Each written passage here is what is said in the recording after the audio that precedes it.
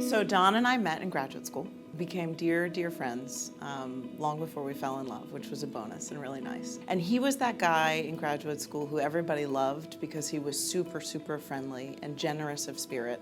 Caron connected Don and me. We had both been through Caron, and we met early in our recovery, and we formed a lasting and immediate bond. Over the years, as we both worked to make Caron better known in the community, it continued our friendship that way.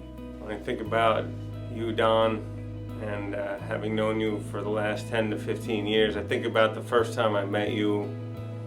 Big, muscular, shaved head, biker, gleam in your eye, mischievous smile. I liked you right away, man. I really did. I liked you right away. Don Sloane was introduced to me by my parents, and they introduced him as the family therapist, which was not his exact title. I later found out that Don was an interventionist, drug counselor, and of course, being in the state that I was in at that time, I was not interested in hearing any of that. With Don's help and with our daughter's courage, we were able to get her into Caron, and we began our road to recovery as a family. A great analogy for it might be if you were lost in a tunnel.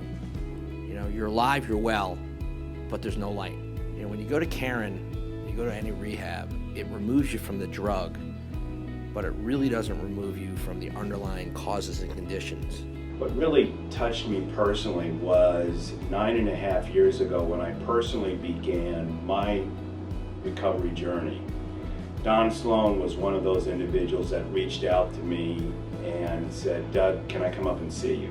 I can't tell you how much that meeting meant to me and the subsequent ones, when Don would just make the 3-hour drive up to Wernersville, Pennsylvania, just to sit with me and talk to me about recovery and taking care of myself and what that means to my family and the people that I work with.